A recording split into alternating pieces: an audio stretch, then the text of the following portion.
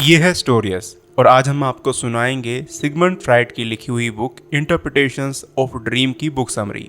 Sigmund Freud का जन्म 6 मई 1856 को चेकोस्लोवाकिया के एक छोटे से सिटी फ्रीडबर्ग में हुआ था। इनके पेरेंट्स ज्यूस थे और ये खुद भी उसी रिलीजन को फॉलो करते थे। इन्होंने हिप्नोटिज्म सीखा और अपने पेशेंट में हिस्टीरिया का इलाज करने के लिए इसका इस्तेमाल किया। इन्हें सक्सेस तो मिली लेकिन ये काफी टेम्परेरी थी और ये चाहते थे कि इन्हें कोई परमानेंट सोल्यूशन मिले। 1886 से लेकर 1891 तक फ्राइड इसी काम में लगे रहे। पेशेंट हिप्नोटाइज होकर क्वेश्चंस के जो आंसर देता था वो जागने पर उसे या तो बहुत कम याद होते थे या बिल्कुल भी याद नहीं होते थे और यहीं से फ्राइड की साइकोलॉजी में डिस्कवरी शुरू हुई। इसी डायरेक्शन में आगे चलते चलते अपने रिसर्चेस के बेस पर उन्होंने कुछ इस तरह के प्रिंसिपल्स बनाए जिन्हें आज के फ्राइड प्रिंसिपल्स के नाम से जाना जाता है। फ्राइड के इन प्रिंसिपल्स की वजह से एजुकेशन वर्ल्ड में काफी हलचल हुई और इसकी वजह से उनको अपोज भी किया गया, पर विरोध होने के बाद भी उनकी बातों का ट्रुथ समाज के मन में एंटर करता चला गया। साइकोलॉजिकल प्रिंसिपल्स की वजह से एजुकेशन में काफी चेंजेस आए। इन्होंने all over the world seminars किए और कई सारी बुक्स लिखी। उनमें से एक बुक इंटरप्रिटेशंस ऑफ ड्रीम्स की बुक समरी हम आज आपको सुनाएंगे। पहला चैप्टर आता है dreams problems of scientific literature. इस बुक में फ्रायड एक्सप्लेन करते हैं कि साइकोलॉजिकल ट्रिक्स के जरिए ड्रीम्स को कैसे एक्सप्लेन कर सकते हैं और कैसे उनका मतलब निकाल सकते हैं। फ्रायड का कहना है कि ड्रीम्स में होने वाली एक्टिविटीज का उतना ही इम्पोर्टेंस है जितना कि जागते हुए की गई एक्टिविटीज का। 1000 ईयर से किए जा रहे एफर्ट्स के बावजूद ड्रीम्स की साइंटिफिक समझ पाने में कोई प्रोग्रेस नहीं हो पाई है। रीडर्स के सामने Freud sir John Lubbock, Herbert Spencer, EB Tylor और दूसरे राइटर्स के जाने माने लिटरेचर को मेंशन करते हैं। पुराने लोगों का ये मानना था कि उनके ड्रीम्स का रिलेशन कहीं ना कहीं भगवान से जुड़ा हुआ है। वो अपने ड्रीम्स का कनेक्शन डिवाइन वर्ल्ड से जोड़ते थे। साथ ही उन्हें यह भी लगता था कि कोई ना कोई ड्रीम उस ड्रीम देखने वाले के लिए किसी एम की वजह से आया है, मतलब उसके फ्यूचर में कुछ ना कुछ ऐसा होने वाला है जिसकी वजह से वो ड्रीम आया है। पुराने टाइम में एस्ट्रोलॉजी के बेस पर सपनों का मतलब निकालना बहुत फेमस था, जो कि आज भी है। आज साइंस ने कितनी ही तरक्की क्यों ना कर ली हो, लेकिन एस्ट्रोलॉजी का इम्पैक्ट दिन ब दिन बढ़ता ही जा रहा है। एरिस्टोक्रेट की जिन 2 बुक्स में ड्रीम्स का जिक्र आया है उन्हें पहले से ही साइकोलॉजी की प्रॉब्लम पैदा करने वाली माना जाता रहा है। इनमें यह बताया है कि ड्रीम्स भगवान पैदा नहीं करता, ड्रीम देखने वाले के मन से ही सपने पैदा होते हैं। सपने को सपना देखने वाले की सोते हुए की जा रही मेंटल एक्टिविटी के रूप में डिफाइन किया गया है। ड्रीम्स के दौरान होने वाली एक्टिविटीज से एरिस्टोक्रेट परिचित थे। जैसे वो जानते थे कि सोते सोते महसूस की गई छोटी मोटी फीलिंग को सपना किसी स्ट्रॉन्ग एक्सपीरियंस में बदल देता है। अगर सोते हुए किसी की बॉडी के किसी पार्ट को थोड़ी सी गर्माहट महसूस होती है तो सपने में वो खुद को किसी आग के बीच से गुजरता हुआ या बेहद गर्म महसूस कर सकता है। जैसा कि बताया कि पुराने टाइम में और एरिस्टोक्रेट से पहले के राइटर्स ड्रीम्स को ड्रीम देखने वाले की मन की उपज न मानकर उसे किसी डिवाइन सोर्स से आया हुआ माना करते थे। लेकिन सपनों का मीनिंग निकालने के लिए दोनों ही तरह के नजरिए सामने आते रहे। एक कहता कि इसमें सपना देखने वाला ही जिम्मेदार है, दूसरा कहता कि कोई डिवाइन पावर है जो सपने दिखाती है। पुराने लोगों ने सपनों को एक चेतावनी के रूप में मान लिया था कि जिसको सपना आया है उसके फ्यूचर में कुछ ना कुछ बुरा या अच्छा होने वाला है। सपनों में जो कुछ होता है वो रियल लाइफ से थोड़ा अलग होता है। कई बार इसी वजह से लोग इसे मान बैठते हैं कि ये किसी दूसरे वर्ल्ड का सपना है। अच्छे खासे बुद्धिमान लोग आज भी सपनों को अपना रिलीजियस बिलीफ का बेस बनाकर देखते हैं और उसके पीछे किसी तरह की अलौकिक शक्ति का अस्तित्व होना और उसी का हाथ होना मान लेने की हद तक चले जाते हैं। चैप्टर 2 है ड्रीम्स को एक्सप्लेन करने का प्रोसेस, ड्रीम्स एनालाइजेशन। फ्रायड ये दावा करते हैं कि वो ड्रीम्स को एक्सप्लेन कर सकते हैं। ड्रीम्स के बारे में शर्नर का जो प्रिंसिपल है उसके अलावा बाकी जितने भी प्रिंसिपल्स हैं उन पर सिगमंड फ्रायड डिसएग्रीमेंट दिखाते हैं। करंट जितने भी ड्रीम्स प्रिंसिपल्स हैं वो ड्रीम्स का मतलब निकालने के लिए ये मानते ही नहीं है कि ये कोई मेंटल एक्टिविटी है। वो इसे बॉडी एक्टिविटी मानते हैं कि नींद में तो सपने आते ही हैं। नॉर्मल लोगों की राय इन सारे प्रिंसिपल्स के अगेंस्ट रही है। बिना किसी लॉजिक के अपनी बात पर अड़े रहने के अपने राइट का ये यूज़ करती आई है। ये राय इस बात को एक्सेप्ट करती है कि जो सपने हैं वो बेसिर पैर के होते हैं। ये इस बात से भी इनकार करने का करेज नहीं कर पाते कि सपनों का कोई ना कोई मीनिंग तो होता ही है, भले ही वो मीनिंग कहीं छुपा हो। कि ऐसे ड्रीम्स किसी थॉट की प्रोसेस से बनकर एक ड्रीम के रूप में सामने आते हैं। जो वर्ल्ड साइंटिफिक नहीं है वो हमेशा से दो तरह के प्रोसेस को यूज करता है जिनसे सपनों का मतलब निकाला जाता है, और इनमें से हर ग्रुप ये चाहता है कि उनके वाले प्रोसेस को लागू कर दिया जाए। तो चलिए सबसे पहले फर्स्ट प्रोसेस के बारे में बात करते हैं जिससे ड्रीम्स का मतलब निकाला जाता है। पहले प्रोसेस में सपने के सब्जेक्ट को एक ही मान लिया गया है कि जैसे कोई एक इंसिडेंट ही हो रहा है, फिर उसी से मतलब निकालते हैं। सपने में अगर कोई एक इवेंट हो रहा है तो उसे कोई मतलब निकाल कर बताया जा सकता है, लेकिन ये फर्स्ट प्रोसेस वहाँ फेल हो जाता है जहाँ पर सपने में बहुत सारी बेसिर पैर की चीजें हो रही हैं। ये प्रोसेस बाइबल में जोसेफ ने जो ढांचा फेरो के सपने के बेस पर खड़ा कर दिया था वो इसी प्रोसेस का एग्जाम्पल है। उसने बताया कि 7 मोटी ताजी गायें जिन्हें उनके पीछे आने वाली दुबली पतली गायें मार डालती हैं, उस सपने से उन्होंने भविष्यवाणी की कि 7 सालों में इजिप्ट में जो हरी भरी फसल खड़ी हुई है उसे 7 सालों का अकाल खत्म कर देगा। पर ये सारी भविष्यवाणियां या ड्रीम्स का एनालाइजेशन ये बस एक अनुमान है, इसे आप बहुत एक्यूरेसी के साथ नहीं बता सकते। दूसरा मेथड है सिफर मेथड, जो कि पहले वाले मेथड को बिल्कुल भी एक्सेप्ट नहीं करता। इसमें एक ही सपने में अलग अलग तरह के इवेंट्स अगर होते हैं तो हर इवेंट का एक मतलब होता है। ये उसे एक सीक्रेट सिग्नल की तरह से देखते हैं। एग्जाम्पल के लिए किसी ने एक चिट्ठी आने का सपना देखा और उसी में उसने एक अंतिम संस्कार का भी सपना देखा। जब फ्रायड ने ड्रीम बुक के पन्ने पलटे तो उसमें पाया कि लेटर आने का मतलब है परेशानी का आना, और किसी के अंतिम संस्कार देखने का मतलब होना है कि कोई एंगेजमेंट होना। सेकंड प्रोसेस में पहले से ही हर इवेंट के सीक्रेट सिग्नल्स लिखे हुए हैं कि मान लीजिए किसी ने अपने ड्रीम में कोई एनिमल देखा तो उसका भी बुक के अंदर एक सीक्रेट सिग्नल लिखा हुआ है। इसे सिफर प्रिंसिपल या सिफर प्रोसेस कहते हैं। लेकिन इस बेहुदा किताब के अंदर इस तरह के सिग्नल्स का कोई क्लैरिफिकेशन नहीं है कि ये सिग्नल्स क्यों लिखे हुए हैं। सिगमंड फ्रायड मानते हैं कि सपनों का मतलब होता है, लेकिन इसका मतलब एक साइंटिफिक प्रोसेस के जरिए ही निकाला जा सकता है। फ्रायड अपने सपनों के जरिए और दूसरों के सपनों के जरिए थोड़ा एक्सप्लेन करते हैं। 1895 की समर में उन्हें एक सपना आया था। न्यूरोसिस के लिए एक लेडी का ट्रीटमेंट कर रहे थे और वो उनकी फैमिली फ्रेंड भी थी। उस लेडी का ट्रीटमेंट थोड़ा ही सक्सेस हो पाया था। सिगमंड ने उसकी एंजाइटी को ठीक तो किया, लेकिन उसमें अभी भी बॉडी सिम्टम्स थे। जब फ्रायड अपनी फैमिली के साथ छुट्टी पर थे तो उनकी मुलाकात एक फ्रेंड ओटो से हुई। इस फ्रेंड ने फ्रायड को उनकी पेशेंट इरमा के बारे में बताया कि वो बेहतर है लेकिन पूरी तरह ठीक नहीं हो पाई है। इस रिपोर्ट ने फ्रायड को परेशान कर दिया। शाम को उन्होंने इरमा के मैटर के बारे में लिखा, जिसका एम एक फैमिलियर डॉक्टर एम को लेसन भेजना था। उस रात फ्रायड को वो सपना आया जिसके बारे में उन्होंने अगले पार्ट में बताया है। वो सपना कुछ इस तरह से था कि उनकी वाइफ और वो एक बड़े हॉल में शाम के गेस्ट का वेलकम कर रहे थे। गेस्ट लिस्ट में से एक इरमा भी थी, एक लेडी जिसका इलाज फ्रायड ने हिस्टेरिकल सिम्टम्स के लिए किया था। फ्रायड इरमा को एक तरफ ले जाता है और उसे बताता है कि ये उनकी अपनी गलती है कि वो ठीक नहीं हो रही है। सपने में वो उसे दिखाते हैं कि उसके फेस पर और गले पर कुछ सफ़ेद पपड़ी और कुछ घुंघराले स्ट्रक्चर बन गए हैं। 2 दूसरे डॉक्टर्स भी उन सिम्टम्स को देखते हैं, डॉक्टर एम और फ्रायड का दोस्त ऑटो। फ्रायड और बाकी डॉक्टर्स इरमा के मैटर पर डिस्कशन करने के लिए मेडिकल डिक्शनरी का यूज करते हैं।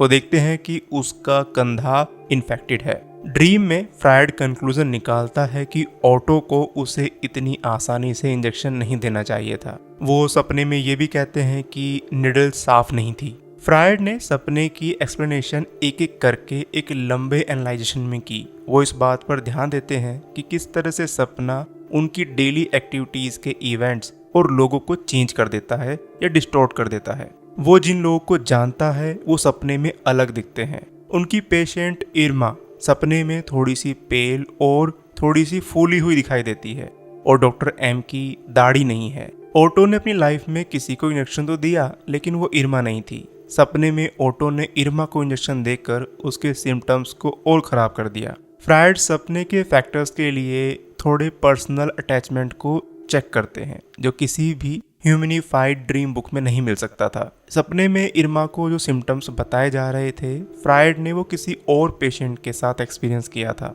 फ्रायड ने एक फुटनोट में कहा कि एक ड्रीम की कभी भी पूरी तरह से एक्सप्लेनेशन नहीं की जा सकती। हर सपने में कम से कम एक जगह ऐसी होती है जहां से उसे नहीं समझ सकते।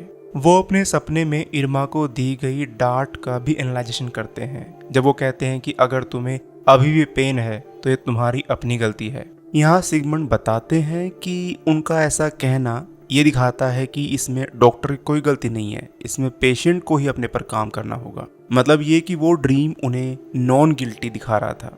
ड्रीम के सारे पार्ट्स की जांच करने के बाद फ्रायड पूरे सपने का मीनिंग बताते हैं। वो सपने की एक्सप्लेनेशन एक डिजायर के कंप्लीशन के रूप में करते हैं। जागते हुए लाइफ में वो ये सुनकर डिसअपॉइंटेड हो गए थे कि इरमा बेहतर नहीं हो पाई है। उसकी कंटिन्यूअस बीमारी उसे और हिस्टीरिया के ट्रीटमेंट के अपने तरीकों के अगेंस्ट एक डांट लगाती थी। सपना इरमा के सिम्टम्स के लिए सबसे पहले इरमा पर, फिर ओटो की लापरवाही पर और एंड में इन्फेक्टेड निडल पर उस दोष को मरता है। ड्रीम एक स्पेशल कंडीशन को दिखाता है, जैसा कि मुझे चाहिए था। कई बार ये होता है कि हम असली लाइफ में कुछ चाहते हैं, अगर वो नहीं हो रहा है तो वो हमारे सपने में भी आ सकता है। तो सबसे पहला पॉइंट कि कई बार अपनी इच्छा पूर्ति के लिए सपना गढ़ा जाता है। थर्ड चैप्टर है the dream as wish fulfilment. इस चैप्टर में फ्रायड ने अपनी इन्वेस्टिगेशन का कंपैरिजन एक छोटे रास्ते से किया है। सपने कुछ ऐसे ही होते हैं कि वो देखने में ऐसे लगते हैं जैसे वो संकरे छोटे रास्ते हैं, पर जब एक पर्वतारोही किसी छोटे रास्ते से गुजरते हुए कहीं बड़े सीन की तरफ बढ़ता है तो उस छोटे रास्ते की मुश्किलों को पार करके उसे एक बहुत बड़ा सुंदर सीन दिखाई देता है। अब सबसे पहला क्वेश्चन यह आता है कि क्या सारे सपने डिजायर की फुलफिलमेंट हैं? वो अपने खुद के एक बार बार आने वाले सपने की ओर इशारा करते हैं कि अगर वो प्यासे सो जाते हैं तो उसे जल्दी ही ठंडे पानी से अपनी प्यास बुझाने का सपना आता है। एग्जाम्पल के लिए भूखे सैनिक खाने का और पीने का सपना देखते हैं। फ्रायड कमेंट करते हैं कि बच्चों के सपने ज़्यादातर प्योर डिज़ायर कंप्लीशन के लिए होते हैं। इन सपनों में डिज़ायर छुपी नहीं होती। एक बच्चे को कुछ पहाड़ी झोपड़ियों की जर्नी का प्रॉमिस किया गया था। पिता बच्चे को वहाँ नहीं ले गया, इसलिए बच्चे की डिज़ायर्स एक सपने में पूरी होनी थी, इसलिए उसे वो सपना आता है। अब इस चैप्टर का एक बार एनालाइजेशन करते हैं। इस चैप्टर में जो सेंट्रल थीसिस के लिए पेश किए गए प्रूफ्स हैं वो थोड़े वीक लगते हैं। इस चैप्टर में सबसे पहले तो क्वेश्चंस के पैदा होने के बारे में ही सवाल उठते हैं, लेकिन फिर उन्हीं सवालों को एक तरफ धकेल दिया जाता है। वो एक सवाल का जवाब देने की प्रॉमिस करते हैं, क्या सपने हमेशा डिजायर फुलफिलमेंट के लिए होते हैं? इसका जवाब टाल मटोल वाला और शायद थोड़ा अनसेटिस्फाइड है। फ्रायड इस सवाल का जवाब किस्से कहानियों के जरिए देते हैं। वो डिजायर वाले सपने के बाद एक एग्जाम्पल देते हैं। अगर किसी को 50 सपने ऐसे आते हैं जिसमें उनकी डिजायर कंप्लीट हो रही है, तो ये गारंटी नहीं है कि उनका 51वां सपना कोई डरावना ना हो या फिर कोई दुख वाला ना हो। चैप्टर 4 में फ्रायड इस क्वेश्चन पर चर्चा करते हैं, लेकिन स्टार्टिंग के चैप्टर्स में थोड़े प्रूफ कम है। चैप्टर 3 में फ्रायड के जो सैंपल ड्रीम्स हैं वो इरमा के इंजेक्शन के उनके सपने से बिल्कुल अलग हैं। इन सपनों में चैप्टर 1 में बताई गई कोई भी स्पेशलिटी नहीं है। एक स्लोवेनियाई फिलोसोफर स्लावो जिजेक ने सजेशन दिया कि सपने देखने वाला सब्स्टिट्यूशन की एक सीरीज का शिकार है। मतलब किसी और चीज के बदले हम किसी और चीज से सेटिस्फाई हो जाते हैं, लेकिन सपने में रियल लाइफ में जिस भी चीज की कमी हमें लगती है सपने में वो हमें मिल सकती है। 20वीं सदी के फिलोसोफर लुडविग विंटगेस्टाइन ने सपनों को डिजायर फुलफिलमेंट के रूप में मानने वाले फ्रायड के सेंट्रल प्रिंसिपल के बारे में कंप्लेन की। अगर सपने में हम ये दिखाते हैं कि डिजायर पूरी हो गई तो इसे डिजायर फुलफिलमेंट नहीं कहना चाहिए, क्योंकि इन रियलिटी तो हमें वो नहीं मिला। तो एक तरह से ये खुद को ही धोखा देने जैसा है। चैप्टर 4 है डिस्टॉर्शन इन ड्रीम्स। जब बाकी फिलोसोफर्स ने सिगमंड के डिजायर फुलफिलमेंट वाले ड्रीम पर सवाल पैदा करने शुरू किए, तब उन्होंने अपने सपोर्ट में कुछ चीजें कही। उन्होंने अपने एक विरोधी की तीखी आलोचना की, जो ये बोल रहा था कि कई सपने तो बहुत खराब होते हैं। जवाब में फ्रायड कहते हैं कि उनका प्रिंसिपल सपनों में छिपी हुई चीजों पर बेस्ड है, ना कि जो क्लियरली दिखाई दे रहा है उस पर। मान लीजिए सपनों में कोई वॉयलेंस भी हो रही है, तो फ्रायड का मानना है कि उसका कुछ मीनिंग है, उसे खराब सपना नहीं कह सकते। खराब सपने भी डिजायर फुलफिलमेंट से जुड़े हुए हो सकते हैं। फ्रायड यहाँ पर 2 क्वेश्चन रखते हैं कि चिंता के सपने कैसे डिजायर फुलफिलमेंट के लिए बन सकते हैं और सपने डिस्टॉर्टेड क्यों होते हैं। फ्रायड ने यह पाया कि उनके 2 कलीग्स ने उन्हें एकेडमिक रैंक में प्रोफेसर एक्स्ट्रा ऑर्डिनियंस के पोस्ट पर प्रमोशन के लिए सिफारिश की थी। उन्होंने मान लिया कि जो हेड ऑफिसर्स हैं वो उन सिफारिशों पर काम नहीं करेंगे और इन रियलिटी में उन्हें प्रमोट भी नहीं करेंगे। फ्रायड ने अपने 2 दोस्तों के साथ ऐसा होते देखा था। उन्हें सिफारिशें तो मिली, लेकिन उन्हें प्रमोट नहीं किया गया। प्रमोशन का वेट कर रहे 2 दोस्तों में से एक ने फ्रायड से मीटिंग की। इस फ्रेंड ने फ्रायड को बताया कि वो अक्सर हेड के ऑफिस में उन्हें रेस्पेक्ट देने के लिए जाता था। इस बार उसने एक ऑफिसर से सीधे तौर पर यह एक्सेप्ट करने के लिए कहा था कि उसका प्रमोशन ना होना कम्युनल रीजन की वजह से था, क्योंकि वो एक ज्यूस था जिसकी वजह से उसे प्रमोट नहीं किया जा रहा था। अब अपने फ्रेंड से मीटिंग के बाद अगली सुबह फ्रायड को एक ड्रीम आता है। फ्रायड कहते हैं कि सपने में उसे 2 थॉट्स आते हैं और 2 सीन हैं, लेकिन वो अपने सपने का सिर्फ एक पार्ट ही अपने रीडर्स को बताते हैं, दूसरे पार्ट को थोड़ा प्राइवेट रखते हैं और रिवील नहीं करते। वो बताते हैं कि सपने में उन्होंने अपने फ्रेंड आर को अपने चाचा के रूप में देखा, जो कि उससे बहुत प्यार करते हैं, लेकिन उनके उस फ्रेंड का चेहरा ना तो उनके चाचा के जैसा था और ना ही खुद उस फ्रेंड के जैसा था हूबहू। उसका चेहरा लंबा और उसकी दाढ़ी पीली थी, लेकिन नाम उसका सेम था। फ्रायड ने टुकड़ों में उस ड्रीम को एक्सप्लेन किया। इन रियल लाइफ फ्रायड का एक अंकल था, अंकल जोसेफ, जो कि एक इलीगल बिजनेस सौदे में ठगा गया था। फ्रायड के फादर ने कहा था कि जोसेफ बुरा आदमी नहीं है, लेकिन बेवकूफ़ है। तो यहाँ फ्रायड के सपने में जो उसका फ्रेंड आर दिखाई देता है, वो उसे अपने चाचा से कंपेयर करता है और उसे बेवकूफ़ समझता है। फ्रायड को सपने से कुछ दिन पहले याद आता है कि वो अपने एक फ्रेंड एन से मिला था, जिसकी प्रोफेसरशिप के लिए सिफारिश की गई थी। ये फ्रेंड पहले से ब्लैकमेल के 1-2 मामले में शामिल था और उसने फ्रायड को सिफारिश किए जाने पर कांग्रेचुलेट भी किया था। फ्रायड ने जवाब दिया कि एन को पता होना चाहिए कि इसमें कुछ नहीं होगा, लेकिन एन ने बोला कि ब्लैकमेल का जो मामला है उसी की वजह से उसका प्रमोशन नहीं हो रहा है और वही चीज उसके लिए जिम्मेदार है। एन का कहना है कि फ्रायड के खिलाफ ऐसा कोई आरोप नहीं है, इसलिए उसे प्रमोशन मिल जाएगा। फ्रायड ने डिसाइड किया कि सपने में जो उसे दिखाई दिया था ना, उसमें आर और एन वो दोनों को ही रिप्रेजेंट करता है। वो उस कैरेक्टर को मूर्ख समझता है और दूसरा उसे एक क्रिमिनल भी समझता है। अब जैसे कि उसके दोनों फ्रेंड ये बोल रहे थे कि उन्हें ज्यूस होने की वजह से प्रमोट नहीं किया गया होता, तो ये बात तो फ्रायड के लिए भी होती, लेकिन एक्चुअल में फ्रायड अपने बारे में ये उम्मीद करता था कि उसे उसकी योग्यता के बल पर प्रमोट किया जाएगा। फ्रायड का जो सपना था वो पूरा उसके बारे में था। उसे नहीं लगता था कि उसे ज्यूस होने की वजह से प्रमोट नहीं किया जाएगा और इसीलिए सपने में उसे इस बात से कोई कनेक्शन भी नहीं मिला। इन रियल लाइफ फ्रायड चाहता था कि उसे प्रमोशन मिले, तो सपने में उसे अपनी वो डिजायर फुलफिल होती दिखाई दी। अब जैसे सपने में ये दिखाया कि जो उसका फ्रेंड आर है वो उससे थोड़ा अटैचमेंट शो करता है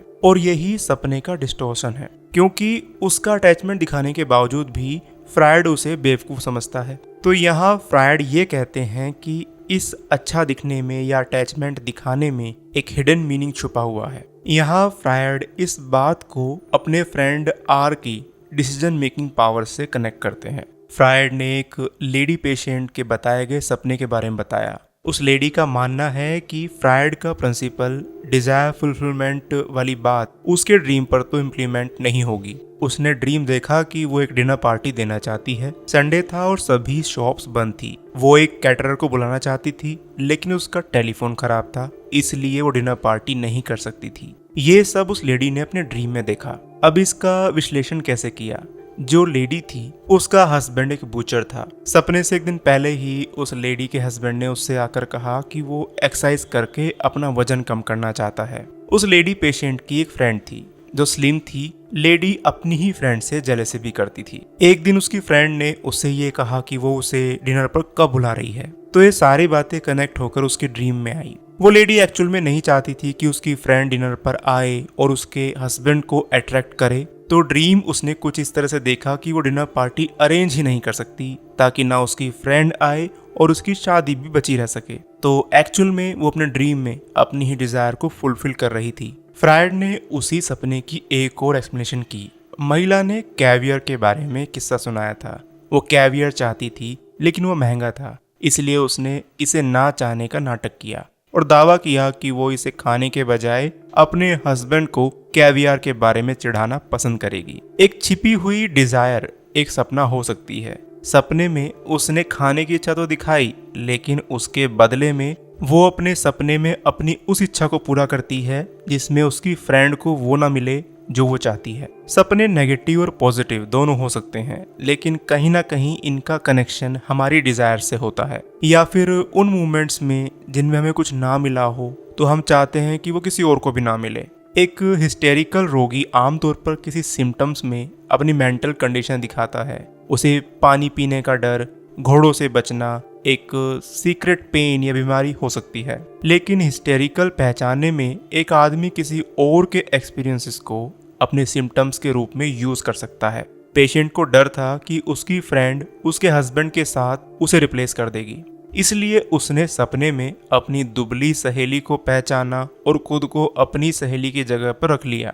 सपने में उसे डिसअपॉइंटमेंट हुआ और उसकी जो डिजायर थी वो पूरी नहीं हुई, वो डिनर नहीं कर पाई। ये सब उसने इसलिए किया क्योंकि वो ड्रीम में खुद को अपनी फ्रेंड की जगह इमेजिन कर रही थी। फ्रायड ने एक और लेडी पेशेंट का एक और ड्रीम का हवाला दिया जो उनके प्रिंसिपल्स के लिए एक चुनौती भी थी, क्योंकि उसने जो चाहा था उसके अपोजिट सपना देखा था।